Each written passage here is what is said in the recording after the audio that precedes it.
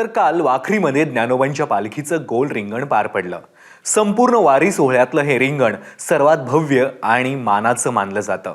पंढरीच्या वेशीवर रंगलेल्या रिंगण सोहळ्यात वारकरी अक्षरशः न्हाऊन निघाले. याचाच आढावा घेतलाय आमचे प्रतिनिधी गोविंद शेळके यांनी. संत ज्ञानेश्वर महाराजांच्या पालखी सोहळ्याचं सगळ्यात शेवटचं रिंगण आपण बघताय की ज्या ठिकाणी हा जो मानाचा आश्व आहे तो धावून रिंगण पूर्ण करतोय. खरं तर आतापर्यंत जेवढे रिंगण सोहळे झाले त्या रिंगण सोहळ्यामधलं सगळ्यात मोठं रिंगण जे वाखरीच्या जवळ ज्या ठिकाणी बाजीराव विहिरीचं रिंगण म्हणून ओळखलं जातं, आपण बघतो की दुसऱ्यांदा हा माऊली महाराजांचा आश्व धावत हे रिंगण पूर्ण करतं.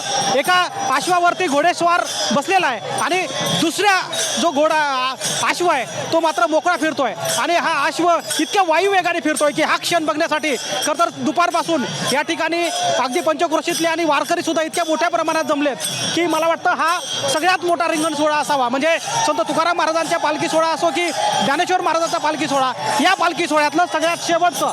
कारण इथून हा सगळा पालखी सोहळा पुढे अगदी वाखरी आणि वाखरीच्या जवळ असलेल्या पंढरपूरमध्ये विसावणार आहे. आपण बघतोय की किती वायुवेगाने या ठिकाणी संत श्रेष्ठ ज्ञानेश्वर महाराजांच्या मानाचा आश्व आहे तो आता धावतोय आणि हा आश्व जवळपास 3 ते 4 वेळा फिरल्यानंतर हा रिंगण पूर्ण होतं. कारण सुरुवातीला अगदी पताकाधारी मंडळी असेल, त्यानंतर तुळशीवृंदावन घेतलेल्या महिला वारकरी असतील त्या धावल्या आणि त्यानंतर सगळ्यात शेवटी हा मानाचा आश्व धावून हे रिंगण पूर्ण करतोय. आणि हे रिंगण पूर्ण झाल्यानंतरच आता संत श्रेष्ठ ज्ञानेश्वर महाराजांचा हा पालखी सोहळा वाखरीमध्ये विसावणार आहे. आणि आपल्याला माहीत आहे वाखरी हा शेवटचा मुक्काम असणार आहे, कारण तिथून पुढे एका दिवसावरती पंढरपूर आलाय.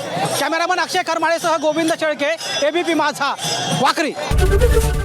एबीपी माझा, उघडा डोळे बघा नीट.